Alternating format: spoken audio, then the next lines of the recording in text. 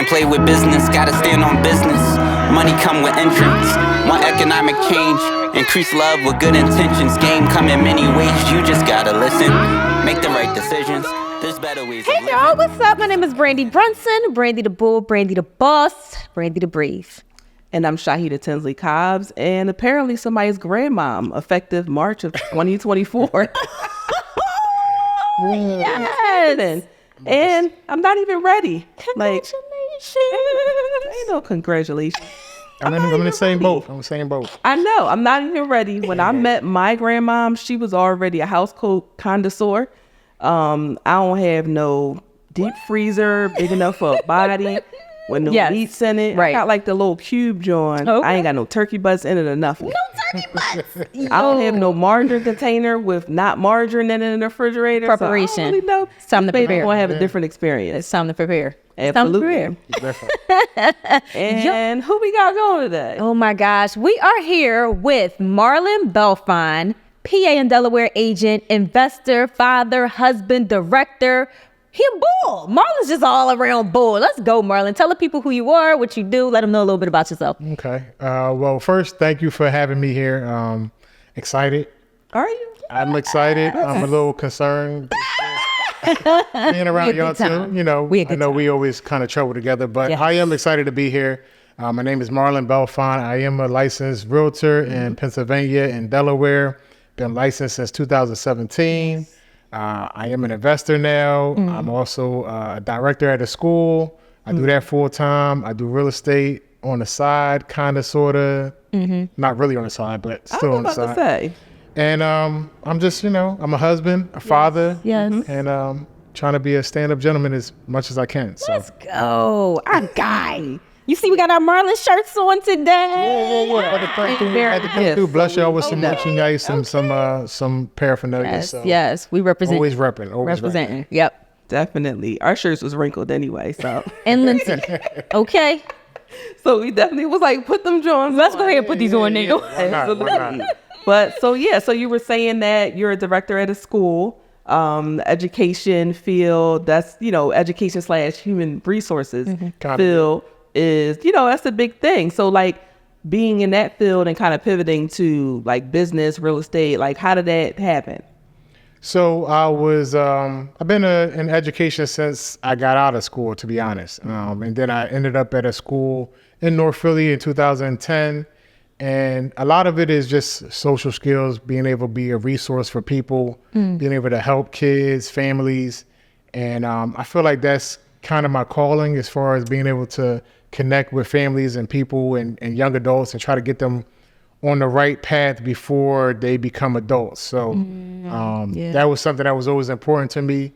And it was an easy transition. Once I learned how to deal with people, real estate is the same thing. And I learned how to, find out what people need, what they want, and then cater to that and then, be able to help people out. So it's always been an adventure dealing with kids. I think that helps me stay young, being around kids. They can be challenging. They can be tough to understand. But, I think all kids at the heart are very genuine and sincere, and I think you can guide them how you want to. So that's what I try to do. Yeah.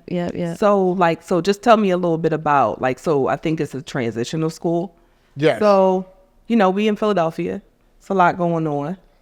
I mean, I don't know how to be in that sector and deal with gun violence. Maybe coming to school and one of your students that was there is no longer here no more.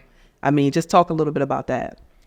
Yeah, I mean, it's rough. My school is a transition school, and, all of the kids that are enrolled in my school have been put out of their primary school. So for whatever reason, if it's a suspension, arrest, some kind of incident, in order to get assigned to my school, you had to have some kind of issue or conflict or something that got you removed out of your program. So, my school is considered the worst of the worst. That's the stigma that's on those students. So when they come in, they're going through different issues. They're dealing with a lot of trauma. The household may not be stable. They're dealing with a whole bunch of different barriers, and it's tough for them. So, trying to get them back on track, trying to get them on the right path it's a challenge. And you got to really be committed to helping kids grow and do better in life. So, but it can be rough. I mean, I don't go a school year without, losing at least one or two kids. Oh my God. And that's just the hard truth of it. And that's just the city that we live in. And it's tough, you can't get jaded by it at times because, you see it every single year. But you always got to find a motivation to, help a kid that's coming in the program because you don't know what they can do in life, So I always try to push them to do better. But, they come from, a hard life, kids may not have stable homes. They may not even be living in a home. Some of my kids might be in a shelter. So it's not, it's just not a great scenario. And it's also, a time to reflect because, we think about our lives as being tough and we having it hard, but there are people that have it way harder than we had it. Right. And they still find a way to survive. So, it's tough. Yeah. It's so important for you to be a figure to them though, especially as a black male, for them to be able to look up to. So you never know the impact you can make on somebody's life. So I'm happy to have somebody like you to be able to look up to. No, definitely. I mean, every year, we got kids that come back, they 20, 23, 24, and they still, come to check on me and see how I'm doing, check on the kids. They let me know how they're doing in life. And that's a good thing, I get a lot of stories where kids getting incarcerated, they locked up or, something tragic happened. But we do have those good moments where students come back and like, I'm working, I got a family, I'm taking care of my family. And that's good. That's what you want, because end of the day, all these kids that's in the school, I know we look at them and these kids is this, that, and the other. They're not doing what they need to do. But 4 or 5 years from now, they're going to be in society with us no matter what. So you got to figure out, what you're going to do to help them function. Are they going to be the ones that's robbing you, or you want to get them on track to where you want to get them on track to be the ones that's going to be functioning in society, whether they're working or have this kind of stable job, but they're going to be here. So you got to just try to pour into them as much as you can. And that's what I try to do. That's what we try to do at the school. Definitely. I mean, sometimes, you have conversations with people and it's like, well, they're a bad apple or they're this, that, and the third. That at the end of the day, they on earth, they in our city. So, would you rather them, be working, doing things, or would you rather them be in your living room? So I definitely agree with that 100% because we have kids too. So our kids, and the one thing about, when people just think about their kids, like, oh, well, my kids have this, my kids have that, I'm doing what I'm supposed to do.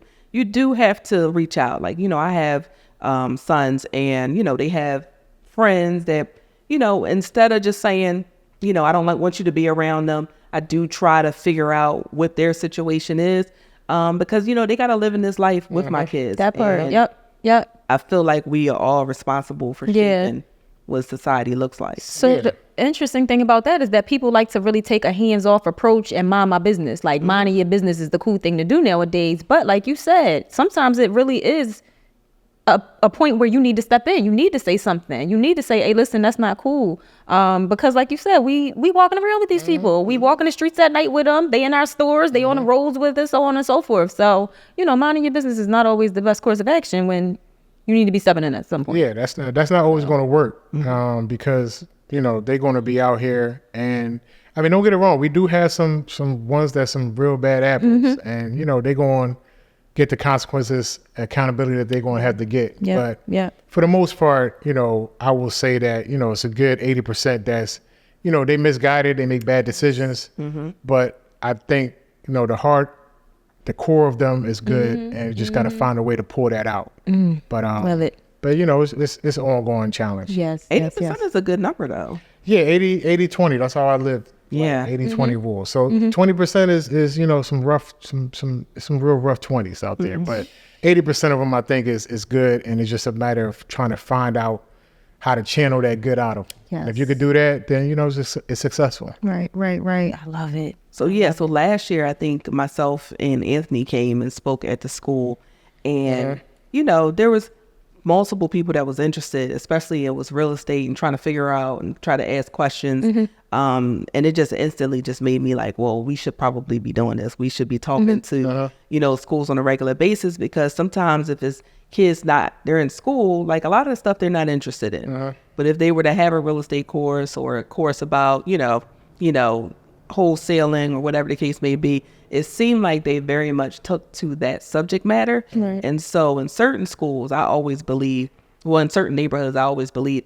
you can't just teach the same thing in Pittsburgh and rural Pennsylvania as you're going to do in Philadelphia. Right. So, our school district hasn't figured that out yet. So unfortunately. Yeah, I mean, that's the curriculum throughout the country. It's a lot of stuff that we learn in school that we don't apply in real life. My approach, I try to give them real life, lessons, whether it be how they carry themselves in life, how they present themselves, just stuff that they can really use. I always say, I don't know anywhere that asks you about the war 1812. I mean, that don't apply anywhere where I'm working or family wise, but how to show up on time, how to present yourself, how to, speak and look somebody in the eye. Those things are important. So we try to teach those things along with the curriculum, but more so focus on actual life skills. Yeah, that's important. It's so much stuff that I learned in school that I don't even apply. That's a lot of us. That's a lot of us. I mean, how many algebras is it right now? I don't know at this point. I don't know. I check out after algebra 2. That's where I kinda fade out. Absolutely. I'm just like, I feel like it just has to be, catered to what that, you got to take in consideration what that student wants to do. And, that's where the gap is. So, it's challenging, and it's still a challenge. And, we continue to see, tragedies in our community, and we just happy that people like yourself are available. Yes. Yeah, I mean, I appreciate that, and I want to, I always challenge people to do more. I think we can all do a little bit, even if you're not in the education sector. Right. There's a kid on your block, there's a nephew or niece or somebody that you can reach out to, and just try to provide some kind of guidance, some helpful words, and that will go a long way. You'd be surprised. These kids listen and retain a whole lot. And they won't care until they know you care. So that's one thing we always preach. Like, they don't care until you care. And when you start caring, you'll see the difference. Try to combat them with kindness. A lot of these kids are used to people yelling at them. They're used to people cursing at them. That's their comfort zone. You want to get them to grow, you got to take them out their comfort zone. Give them a little kindness, and you'll see how that could go a long way. Yes. Sometimes they haven't experienced that. Yeah, they haven't, a lot of kids, they expect me to be a certain type of way because it's a disciplinary school, and they expect this hardcore, rigid type of, education environment, but it's not that, I love that. Most of the kids, they see me, I'm 6'3", tall, black, and they feel like I'm gonna be, extra, difficult with them. And, I try to meet them at a different angle and catch them off guard, and make sure, they want to be my best friend. So let's go, Marlon. We need that. We need that. So real quick, like, I know, we talked about transitioning from work, being in education to business. How did you decide to choose real estate as a ownership, a business ownership that you wanted to get into? Well, for me, real estate, it wasn't something that was big in my life. I mean, my dad had some, real estate properties, investment properties, but I wasn't really involved in what he was doing. He didn't really share a lot. He just kind of did his thing. Okay. So I knew he had the investment properties, but when I was working at the school down in North Philly, Brewery Town section, it was North Philly before it was Brewery Town. I was there for the transition, but I started noticing the change in the neighborhood. Houses were popping up, gentrification was happening, and I just wanted to figure out what was going on and learn more. And then also I wanted to, make some more money for my family.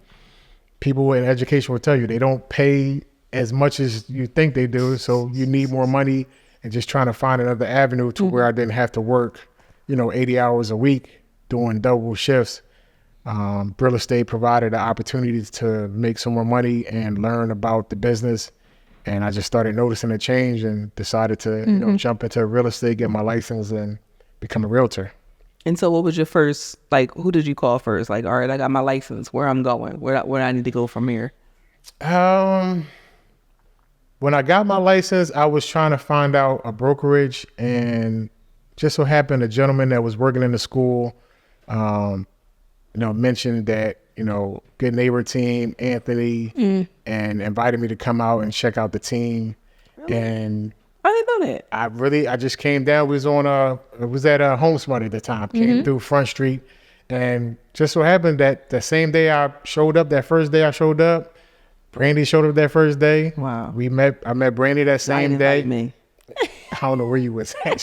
Where was Didn't you? invite me. Where was you? It was Locking me for 2017. years. We met up. It was a small group. It was probably like 6 of us, and Yeah. it was cool. It was a good vibe. I liked the energy. Everybody was focused on the same thing as far as trying to make money through real estate. We was young, ambitious, trying to grow. We was hungry, and we kind of started right there. And that was cool with me. That was what I was looking for.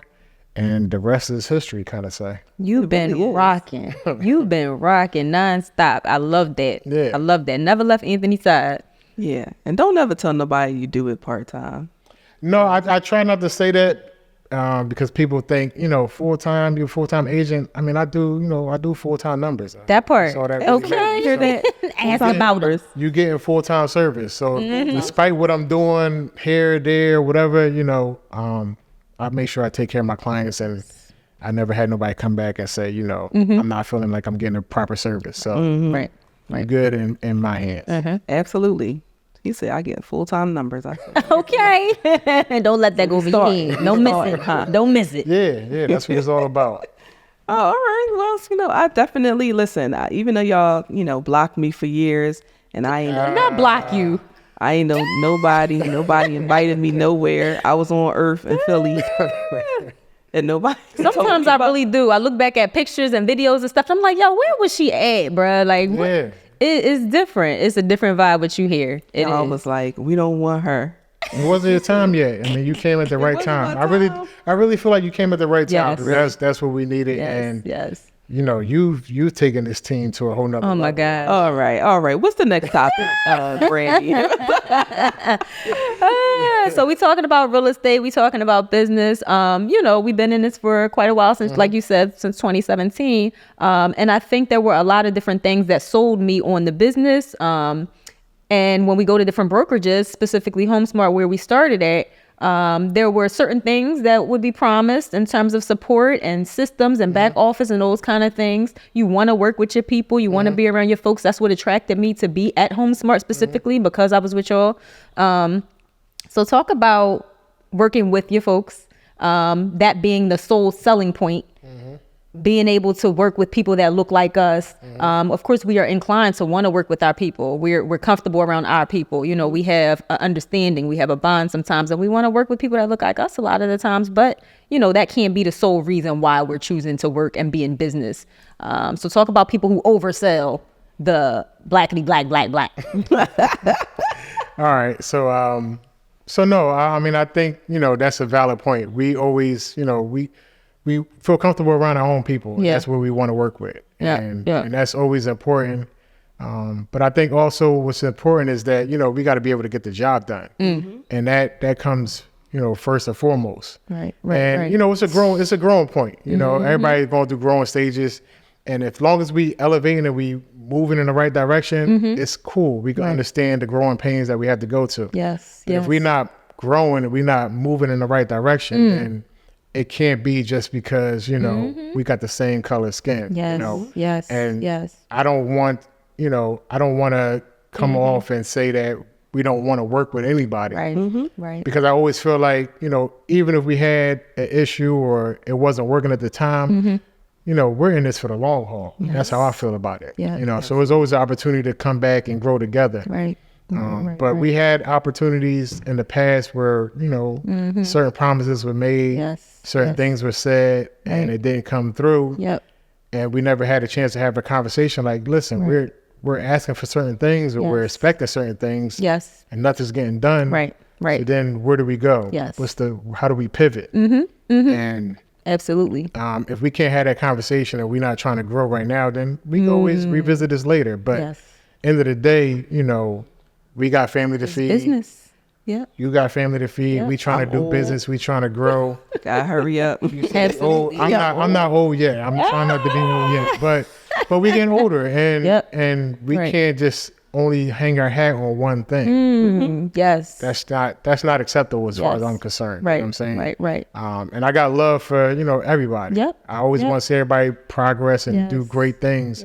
Yes. But if it's not working right now, then we just got to move on. And then hopefully I'm always champion. I'm always looking for an opportunity to come back together and form like Voltron and do it real big. I know that's right. Right now, in that Home Smart situation and another situation, it just didn't work out. Right. So, right. But there's no hard feelings. Right. Not on my end, at least. Absolutely. Not on my end, at least. And look at where we are. Look at where we landed. Well, Yeah. it seems all right. So I'm coming from a different experience background. Like, so I've never been at a, Black owned, before, I met you guys last year. So I'm really going wherever I could be productive. And not one time did I take in consideration, these is my folks. We about to go over here and do this. It was all about what's flexible for me. Where I can flourish the most. Right. And so in business and, different, title companies, lenders and all, I'm like, whoever gets the job done. So, but any experience that I've ever heard when someone leads with, it's us. Right. Or, we Black owned or whatever the case may be, it never turns out correctly. Like, I'm gonna give you an example. So Never? No. She said not ever. No. Damn. When that's the selling point. Like, I joined the gym, right? Right. And that was the selling part. Like, we did the consultation. It was very, I'm trying to get more of us in this space and this, that, and the third. And I'm like, all right, I'm ready. Yeah. I get there and it's just like, oh, so you just wanted one of us because there's nobody else of us, And it was like, it was not sold you on that treatment that was, for me, like, but it was sold that way up front. Yeah. So I'm just like, I just don't like that. I like just, we do good business. Yes. We got a good vibe, Yes. And it couldn't look like we're just like only, working with Black agents or whatever the case, but it's just like, we have a similar background. Right. We come together, but we're welcoming anybody Absolutely. to come to the brokerage. Very inclusive. Because, we just want to have a good time and make money. Absolutely. And so that's anybody, to be honest with you. But I'm just saying, just like, for example, like in the news now, they're talking about the Atlanta restaurant scene and how all the Black owned restaurants, customer service is poor, just wait times is poor and all that. And it's just like, just because you dominate something doesn't mean that we just got to take anything. We're not going to work with you just because you're Black owned. I'm not going to buy your product just because it's Black owned. Absolutely. Like, if you have to do everything else as well. I want to, though. Yeah. You do want to. Absolutely. You do want to. But like you said, I want I want the experience. I want the same, customer service. I want, for me personally, like, I want to get excellent customer service all the time. So, all the time. It doesn't matter who I'm dealing with, but especially when I'm dealing with my folks, I want to make sure they having the easiest, simplest, time, experience, and everything like that. So I'm always going, above and beyond. And I expect that the same way. And if it's not, then I can't reward poor service. I just can't do it. I can't reward my time because my time is valuable. My client's time is valuable. So if I'm going to, present that or bring you, to the table as far as like, this is where you should go for whatever it is, inspections or title. Yes. I'm expecting you to treat them with the same, importance that I treat them with. yeah. Right. Yeah. Absolutely. I think I got away from wanting to work with people just because of that for so long time. For one, Black women was something that I actually stayed away from for a really long time. No, wait a minute. Yes, it's me. I'm very guilty of that. I mean, I had bad experiences in high school, just like no matter what I did or what I didn't do or what I said or what I didn't say, it was always a problem. And so I went into college like, I'm just going to keep my head straight. I'm not going to make no friends. I'm just going, same people that I already trust, that's all I'm going to do. Right. And that's it. I went through business. Like, I don't want to go over there because there's drama over there. I did have that in my brain. And it had to be changed. I mean, I think when I worked in property management, then I started seeing a lot of professional Black women coming through. Okay. And I'm like, oh, she was cool. Okay. Oh, she was, I'm like super surprised. And that's something that I had to shake. Because at one point, I was like staring away from that. Even in waitressing, like, our waitress throughout, my years of being an agent. And, a Black person come in. Yeah, I waitress. You ain't got no patience. He said you ain't no patience. I actually liked it, but like soon as a Black person would come in, everybody, white people, everybody, oh God, don't put them in my section. Oh, wow. 'Cause it was like a whole thing of, Black people don't tip. So like, and then when I would go out, I would make sure I would over tip because I already knew that was on the Trying to table. Like they're not going to think I'm going to tip. Right. So, I had to get away from that. That's the thing. Where you feel like you have to overcompensate because of stereotypes and things like that. Absolutely. Yeah. Like, when I had my first son, at that time, I think my mom, was laid off. I was under her insurance. So I had to go to the welfare office to get insurance. And this lady was so nasty to me. And I'm just like, she was like, well, you got to wait. And then I'm like, well, I need insurance. I'm pregnant. So I'm going to have to sit down and wait. And so I didn't give her the energy that she wanted me to have. So she like 5 minutes later was like, all right, I'll take you back. But she was used to dealing with a certain thing. And that's why she reacted that way. Right. So I just think it's, I don't want to be sold on just us being Black. And I also was guilty for a long time of shying away from, our own kind just because of my experiences. So it's like for me, like I'm being around you guys now, that's just like leaps and bounds from where I was, my mindset. So I'm, I think, I had to credit y'all because, well, that was a nice transparency moment. Yeah. I think that is important to touch on. I don't think a lot of people would admit that. So kudos to you for admitting that, but I'm glad you changed your mindset and it required you to be around people of like mind that, changed your mindset in that way. So yeah, because, I ain't want to come here and fight. No, but I mean, what I learned is like it's different. You got different types of people. You got professional, unprofessional people. No matter what your skin type, ethnicity is, you will have different type of people to deal with. So for me, I'm always trying to find that person that aligns with me. I need somebody that's professional, somebody that's intelligent, somebody that wants to work hard. So, I've always, in my life, I've been always able to, connect with different type of people. People, for whatever reason, feel comfortable talking to me, dealing with me, so I could kind of maneuver through different sectors and different people.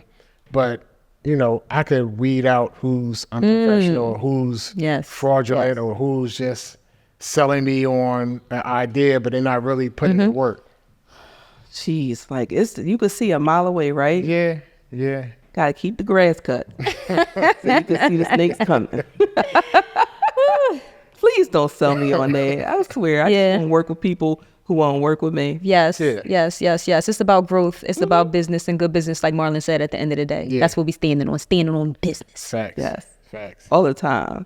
Okay. So speaking of business, well, what's our next topic? So we were talking about, Shahid and I was having a conversation, and we have multiple conversations, especially on the last few episodes of the podcast, but we talked about, the dynamic of men and women in relationships and gender wars and business. Not the gender wars. We started. We getting into it. We getting into it. I'm butting that top. No. Yo, I'm crying. The dynamic of, men and women in the household and in business. So you are a businessman, you are an entrepreneur, you do also have a higher role in your place of work. And your wife does as well. She is a boss in her own space and in her own right. So talk about how it is being married to a woman who's a boss and how you guys carry it together in that way. Yeah, I mean, my wife is she's a great woman, very, very intelligent, very smart, very about her business. Okay. And she is a director, works for the state, and she don't, she nothing to play with. Right. And Okay. and she motivates me a lot because I gotta be up to the standard. I gotta step up. So let's go. And I think any man in their life, if they in a relationship with a woman, she should be motivating you to do better, and she does that a lot. So even when I don't see things for myself, she sees it, and she motivates me to do better. But it's when you're dealing with, boss type mentality, you can't be coming up short. You can't take your foot off the gas. Say that. So, it's a good thing. Yes. But it's not for everybody. So There we go. Dang. So yeah, it's just not, you know what I'm saying? And, I met my wife in my late 20s, and, it was a transformation. Yes. You know what I'm saying? I was out here ripping and running. And, Not ripping and running. Black people, we was out here ripping and running. Not ripping and running. But no, it really lasered my focus in. And even now, I still, I'm not where I need to be at. Right. I'm still motivated to do more. And that's partly, she's challenging it's you. mainly because of her, you know what I'm saying? So she sees where this could be, where we could be. And, our job's out there to get it. Ooh, let's go. Let's go. So wait, let's just back up a little bit, because all right, like you said, your wife is, pretty much a big boss, and but like, does that do anything to you? Like, is it, at any point in time, would you like, well, Dad, I feel a little insecurities because of it, or I feel like, oh, I gotta do. You just said you gotta do more, but I gotta step it up. Are you? I guess the word is threatened. No, not me. I mean, I can see how some people will feel that way, but me personally, I don't. That's not in my makeup. I'm not going to feel threatened because, for me, she should be that way. That's how my partner should be. They should be somebody that's a go-getter, somebody that's can stand on their own, and she can do all of the things without me. My wife doesn't need me to do anything, to be honest. You know what I'm saying? She can definitely stand on her own, but when we come together, it's even stronger. Ooh, let's go. So I don't feel threatened by her. If anything, I feel proud and motivated, and I love to see her shine and do her thing. So it's great on my end. So anybody that's feeling threatened by their woman being successful, you got to kind of question what you feel in yourself. Yeah. Yes. If it's some kind of envy or something like that. Yes. But me personally, I don't feel that, because end of the day, I can, support and do what I need to do. But if we're doing it together, then it's just even powerful. That's right. So there's no questions on what you're adding. Like you said, as long as you're adding something. Yes. For me personally, yeah. I mean, I definitely, come to the table as a husband, a father, a provider, a partner, and everything else is just gravy. So pretty much it's just, you would probably say your foundation of feeling secure in yourself has to be there in order to deal with a yeah, I mean, you have to be secure in yourself, and I've always been that. I have moments of doubt, of course. I'm human, but I don't feel like there's anything that I can't do or accomplish or achieve when I put my mind to it. So that's just how I always carry myself through life, and some of it may be it may be foolish thinking to some people, but for me, that's how I move. So I never doubt anything that I'm doing. Yeah. And even if I, make a mistake or have a shortcoming, to me, that's all learning lessons. I don't take losses. They only things that I can learn from and build from. So even something that you may consider a loss, for me, it's not. It's something that I move forward to. I took a step back. I gathered myself. I figured something out. But the next time I go about it, I'm going to win. So that's just how I always think. Yes, so yes. there's no such thing as a loss to me. It's wins and lessons. That's it. Yeah. Love that mindset.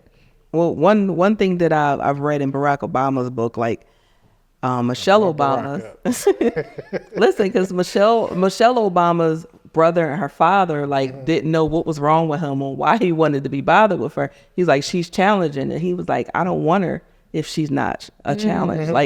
I don't want just something that can just be easily attained. That's pretty much in those where I'm paraphrasing, but that's pretty much what he said. And I was like, well, that's what it is. Like, you kind of gotta, be secure with you. Yes. And want something that can help you grow big, grow bigger and better. Right. Yeah. I mean, that's true. I never want the easy route. I don't want somebody that's a pushover or anything like that. So, challenges is something that I seek out, and I don't have a problem dealing with that, and I expect to be challenged. You know what I'm saying? Yeah. I expect to because that's where you get to grow from. You know, if you're just not getting challenged and everything is just, you know, smooth. And, Yes. you know, you got to grow at some point. So it's all about growth, and you come out better at the end. And, you know, I look forward to that. Yeah, I like that. Even with like friendships, and you know, you don't want yes people around, yes men around you. Just like yes, yes. Because like, how are you growing? How are you making different? And I'm challenging myself. Like, don't you know? I'm not easy to deal with. I'm complicated and Is that right? conflicting sometimes, and you know, but you know, it's all about growth. Yeah, Love there it. you have it. You know, love you it. need to know Ooh, you how to speaking deal with to a 'em. boss woman. You was speaking to Marlon. I don't No, know yeah, if they yeah. ready for that conversation. Being stable. You talked a lot about being stable in yourself, having your own foundation. Yeah, I mean that's important. Yeah. If you don't believe in who you are and what you stand for, and you got to have a good, you know, foundation. You know, I believe my moral compass is good. My foundation is good, and you know, I stand on that. Talking that talk. Wow. I like it. You know, more conversations to come with that. I like it. I People like need it. help. I like it. People need help and direction. Just to go to the next topic. So, you know, I talked a little bit about how I'm going to be a grandmother. You know, full disclosure, is my bonus son, with whom I've been in his life since he was 4 weeks old. He is 21 and having a child. But so are you. You're going to be a pop-up. Yeah, I know that. Pop-up is He said, "I'm like Papa." I'm trying to figure out what pop-up is not. You know, I don't know. I'm not feeling a pop all the way. So I've been trying to think some different. Yeah, I don't got no name yet. You need a different name. But yeah. My wife, before I met her, she had a daughter, and I met her when she was 13, and now she's 26. How was that? Yeah. 26 is 27. I think it's 26. Okay. Don't kill me. But it was good. I mean, you know, speaking back on my wife being a boss, she had everything under control. She you know, had her situation managed, and it wasn't really a hard transition for me. It was a lot of stuff that I didn't know, I didn't understand, and I kind of just had to figure it out.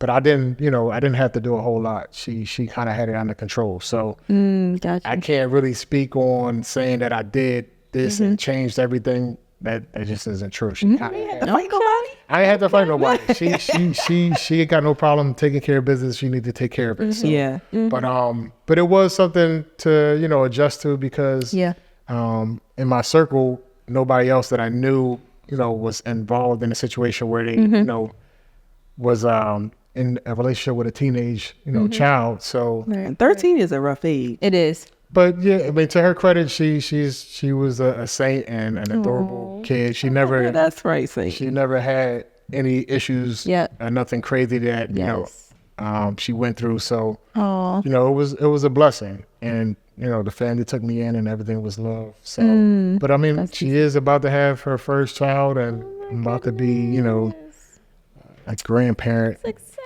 You know, it's exciting. She just got married back in May, so it's dope. Oh my It's dope. goodness. So, Love you it. know, I got a grandchild on the way, and then a 12-year-old. So Wow. the process. Is your 12-year-old, is she excited? She is excited. She's excited she can be. She's she got my spirit. She's very laid back. So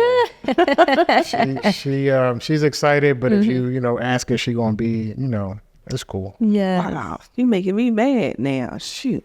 I had a mad time being a therapist. No, yeah, that's what I said. I don't you know, it's not any crazy stories. And like I said, credit to my wife. She really, you know, had things in order. Right. And you know, she was bossing up far better. So Wow. that changed. She said, I'm gonna make this right for Mr. Right. Yeah. I know that's right. Right. That's a great point, though. Making it easy and setting yourself up for a man to be able to come into your life, and you know, like he said, she was carrying it on her own. So, did you have children? You didn't have any children when you guys initially got No, together, yeah, correct?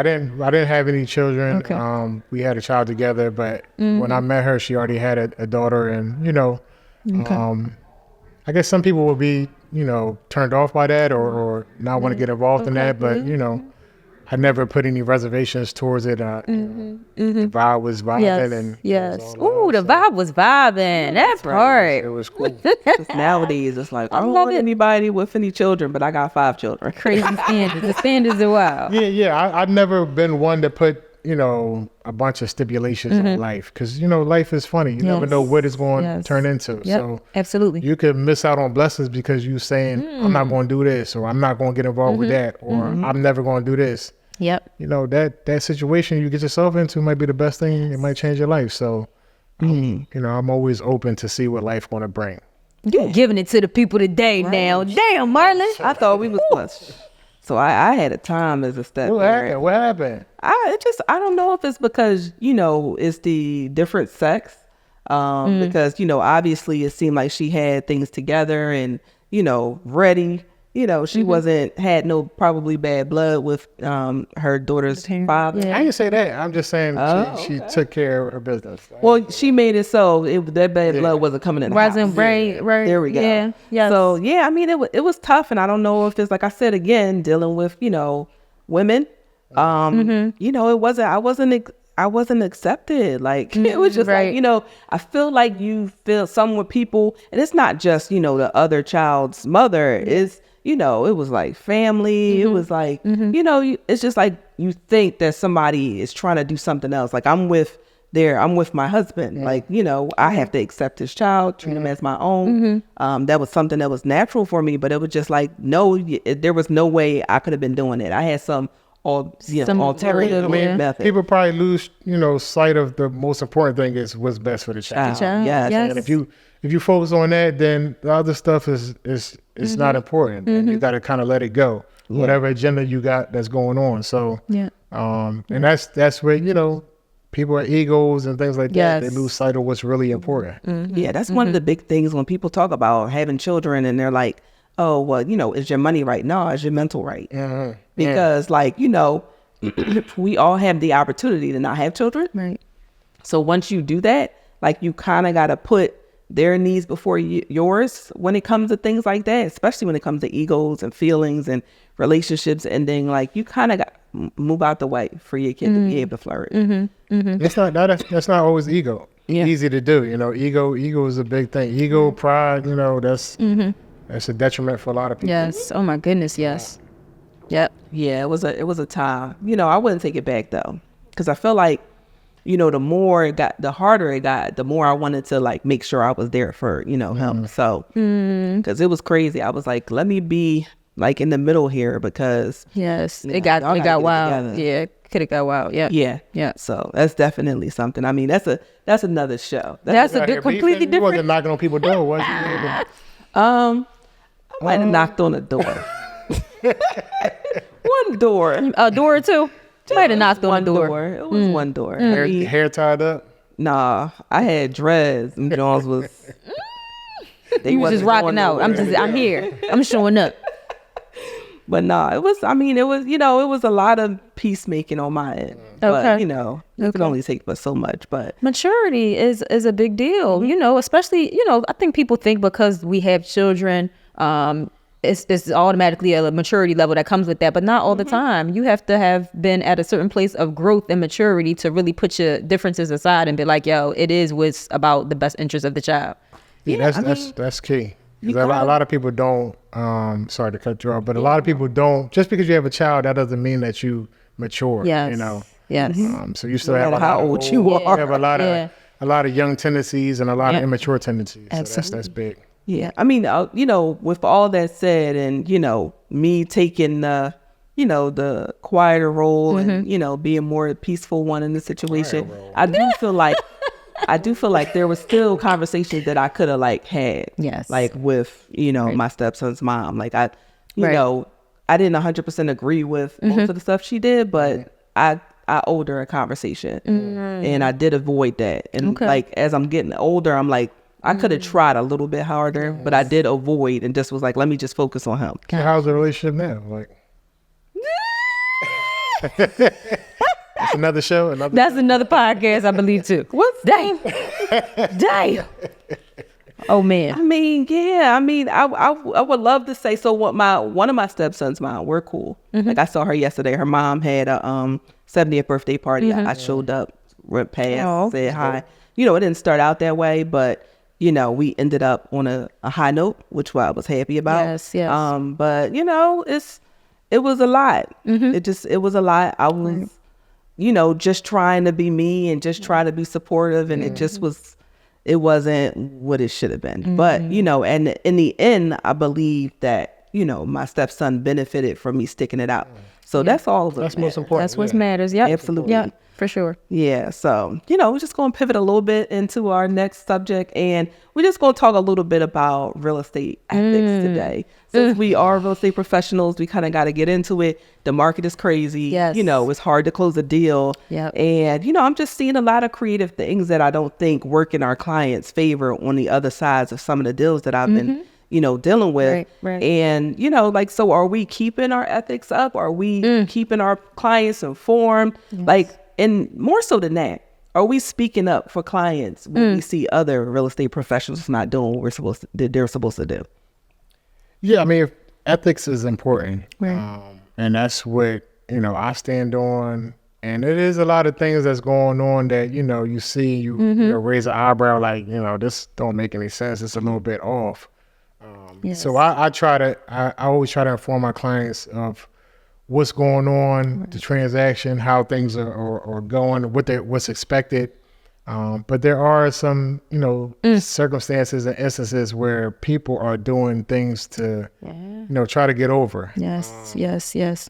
And for me, to me, it's not worth it because, you know, like I said before, I'm in this for the long haul. One deal, one transaction, trying to get over, it's not worth having to go in front of the real estate commission. Or even if you don't get in front of the real estate commission, it's just like, you know, I don't want to have a client or somebody come back to me a year or 2 years from now, like, yo, something happened, this went wrong, and, you know, you was responsible for this. Yes, you know, yes. my name is important, my integrity is important, and I can't sour my name for a deal or for, you know, one commission check. Right, That's just not going to happen. Absolutely. So I have a listing that I'm working on, and she switched agents. She decided to come and work with me and terminate her agreement with the other agent, and happened to, in the process, send me the contract. So I'm looking at the paperwork. I'm looking at how they wrote up an offer, and I'm just like, yo, come on. Well, that's you know, that's the thing. There's a lot of agents out here, you know, it's to be honest, it's not hard to get your real estate license. You can do an online course, never deal with anybody, take the test and pass it and have your license and just, you know, find a brokerage, hang your license up. Yeah. But you never get that guidance, that tutelage from anybody. Or, you know, in our case, we have a team where we could kind of bounce ideas or situations off everybody and learn from it. But you got some agents out here on their own and they don't know anything. They just, you know, I write up some paperwork and feel like I could just do this and that.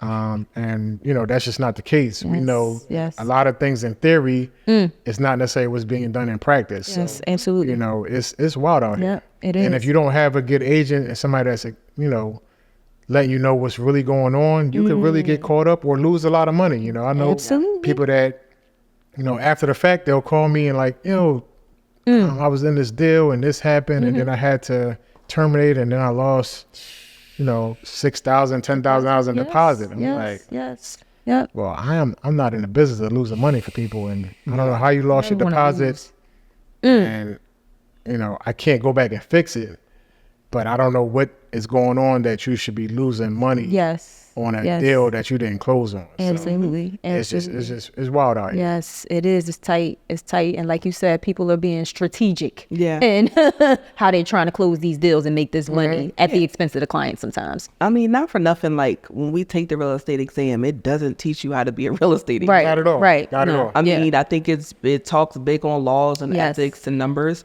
but it doesn't teach you how to be a real estate agent, and that's up to the brokerage that you're with. And like, you know, we have, you know, weekly meetings where we're just talking about situations. Yes. And each week we're learning something new. And how are we supposed to know that though? Right. I mean, I see situations, I feel like every deal that I always have a situation. I just closed a deal on, you know, in York, Pennsylvania on Friday where we were under contract and the the seller, filled out the seller's disclosure. On that seller's disclosure, it says, is this property in any legal actions or some sort of like that? Check no. You look at those things when you're looking over a seller's disclosure. We're about to close 2 weeks, and the payoff that they received is higher than what we're under contract for. So now we need to go into short sales, which takes every bit of 6 to 9 months. 6 to 9 months, yeah. And my buyers were already trying to move in sooner. So we're 2 weeks away, and now they can't close. So I'm like, at this point, I'm having conversations with the listing agent, and she's telling me that, well, I knew that they were in foreclosure, but I didn't know that the payoff was going to be this long. I was like, you really want to say that to me? Because foreclosure is a legal action, and you said there was no legal action, so both of y'all knew. Yeah. Because, like, I need to move differently with my client if I know that now what I'm doing is I'm asking title, order this immediately, and or I might do my own research to find out. And when you don't do that, you leave your clients open. So now, I'm trying to figure out what could I have done in order to offset that. And at the end of the day, it was nothing because they checked that there was no legal proceedings. Yes. And this lady was deep, like was about to go into sheriff sale in 2 weeks. And she was going to go into sheriff sale 2 weeks before we were supposed to close. Wow. And so as a listing agent, why didn't you get that payoff sooner? Right. Well, I mean, I know how you operate when you do your deals. You don't, you dot every I, cross every T. And there's a lot of agents that don't do that. It'd be surprised. I think if people really knew how bad some of these agents are, they would, really do their due diligence to find a good one. Right. Yeah. There's a lot of bad agents, and I do deals with them, and then next thing you know, I'm on the buyer side, and then I'm doing the listing side. I'm doing both sides because you're such a bad agent. So, I know that Brandy has that happen to her often, and it's I don't know how we can improve it unless you find a good brokerage or find a good broker that you can put your license with, and somebody that's going to teach you what you need to do. And you got to put the work in too, because some of these agents, they're part-time agents or even full-time agents, but they don't really put the work in. They just wait for a deal and then write it up.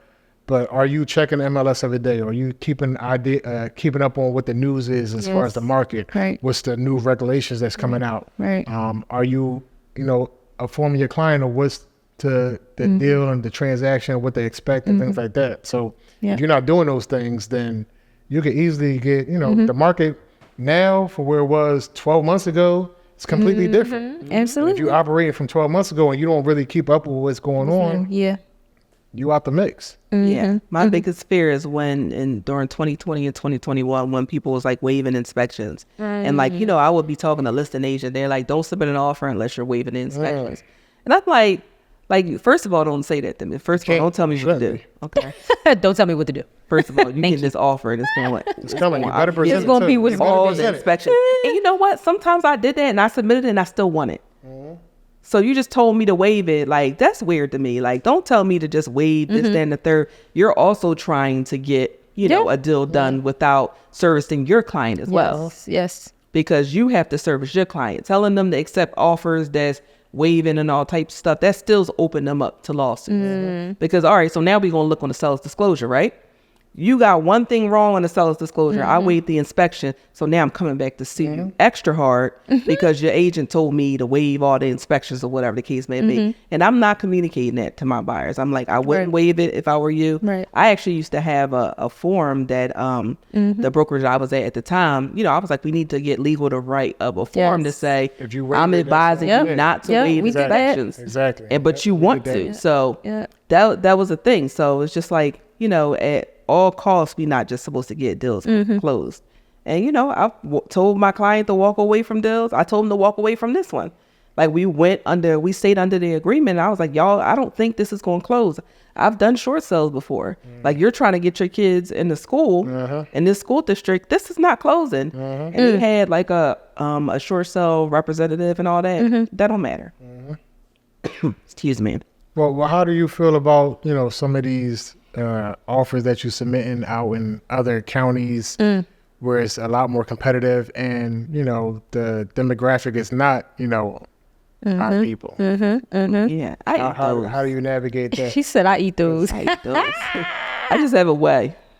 I ain't gonna tell my way. Oh, you're not. When gonna you say- got don't don't get the sauce. You're not giving up the sauce. But I know people, I only tell y'all. people have, suggested, to refer that client out. And that's always been something that's tough for me because it's like, if you just continue referring it out, when do you crack the barrier? Like, how do you get into that market? Right. Yeah. For me, and I go back and check deals, like houses I submit offers in, I didn't get it. And then it closed. I want to see, all right, what's the details? Where was you off at? Right. Where was I off at? Was I, was I below the asking price, the offer price? Did I, ask for seller's assist? Right. And I've gone back and seen deals where my offer was better, Yeah. Yes. but I didn't get it. Don't know the specific reason, but I could look at it and see, well, I offer more money. Right. I didn't have no assist. Right. Shorter closing date. Right. Why didn't this work? I'm gonna tell you why. Because sometimes they don't present your offer. Very much, and like it's territorial. Like I don't think we look down on suburban agents when they have listings here, but that very much is the energy out there. So, it's just that, I ain't never worked with her before. I ain't never worked with him. I don't know if they can get a deal closed. I would rather work with an agent that I know that knows, for some reason they think that they might know the values better than us. No, everybody got a computer and, we know. Right. And it's unfortunate that it happens that way because it's not supposed to be that way. But I had a listing in York specifically. And when I tell you that gave me the hardest time, and I don't know why. I mean, now I know why, of course. Yeah. And I had a conversation with you about that. But I mean, MLS listing getting reported for no reason at all over and over again, multiple agents. And like you said, sometimes it's just a different standard out there where they expect you to act a certain way or present yourself a certain way if you're not usually doing business in a neighborhood. So like, and I can say what our conversation was. I was like, first of all, you got, when you go into somebody else's set, okay, you got to check in. You got to check in with who's in charge. Listen, I'm about to Look at who's doing the deal. Yes. Look who's doing the deal. Give them their props. I see you doing and then you got to give them so my client, I tried to refer them off. I even looked at you and, they really want to kind of stick with me because we worked with each other before. And then they be like, oh, okay. They want to know why you're there. That's all. Right. And that's, one of the very many perks that come along with having a boss like you that done been in the game for some time on a team, Shot a bet. I'm all right. Dang. So we're gonna get into a little new segment that we don't normally do on the podcast, and we just want to know stuff about our guests that's outside of business, outside of real estate. What we want to know is what's something weird about you, Marlon, that nobody knows. Yeah, that nobody knows. I mean, we discussed a little bit, but what's weird about me is that I don't like consuming hot things. So like I don't like, give us a list. You don't like it hot. I don't hot tea, hot coffee. I don't like my food steaming hot. I think things to be down like room temperature. So Interesting. Like, is it a medical I don't condition? like hot showers. I mean, I could do a warmish shower, but So it's a jacuzzi gotta be cold. yeah, jacuzzi. I mean, it takes me some time to adjust. I could do a jacuzzi. You can do a jacuzzi. Why? But But some other things come along with it. Some things that come along with it. But I don't like hot soups. My wife know I don't do soups. That is crazy. If I go out to eat and the food comes out and the steam, I'm gonna just I'm gonna continue the conversation. You gonna tell them to go Let put it it in the cool freezer. till it calm down. Let this cool off a little bit. But, Hot. You blow your food? Do you blow your food? I ain't gonna blow it. I ain't gotta blow it. I'm grown. I ain't Blow gonna it. I'm just gonna let it. Happen. I'm gonna let it do its thing and let it sit. For That is crazy. That's So hilarious. Just, hot chips? Do you like hot? They not but hot that's temperature. That's seasoning. Spice. That's like a You like it spice. spice. Okay, Gotcha. so Like spice is temperature. good. Just temperature. But I'm usually always hot. So, yeah. Damn. So you Interesting. be outside in the igloo and you don't want. I could be outside. I mean, not for a long period of time, but Right. I'm always hot. You catch me this summer, Interesting. I sweat a t-shirt out in a second. Oh my God. Yes. So early 2000s, you ain't like the hot boys. Yo, you are a crazy person. Lil Wayne and B. No, those are my folks. Those are my folks. Those are my folks. That's my folks. That's my folks. Yo, Oh my God. So fries, like you can't eat fries if they Not. cold. I don't do. I mean, I won't eat them cold. But if they piping hot, that's it's just that's not it. Hand warmers. When you outside, you don't like those? Damn. You just No, my hands do get cold though. That's one thing I don't. so hand warmers. We go yeah, I get can do on that. hand I can do that. You can do hand But warmers. they're warm. They're not hot. What if somebody got a hot breath? Yo, We ain't gonna do that. We ain't now gonna- you know how Marlon is. What that mean? You know how it is when it come to mouth, breath. Come on. Yeah, I don't. Come you on. know. Dental hygiene is important for me. Extremely important. Yes.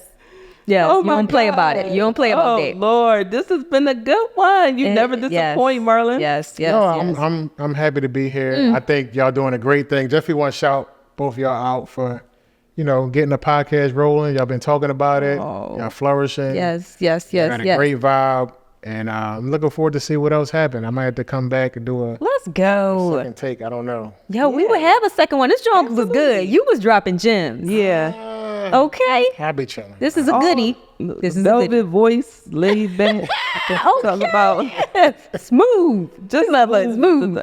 Yes, absolutely. Well, that would be what's this episode 5? 5. Yes. Episode 5. Yes, Episode 5. yes. That's, Business and balance. Absolutely. We getting busy, guys. We getting busy. Oh wait, hold on. But we liking a new space. We didn't talk about that. Yes, we I like are. the new space. What is this new space that we're in I actually? like the new space. We at the office. You speak on. We at the office. At the office, I need baby. to come down ASAP. Get down here, closings. Yes.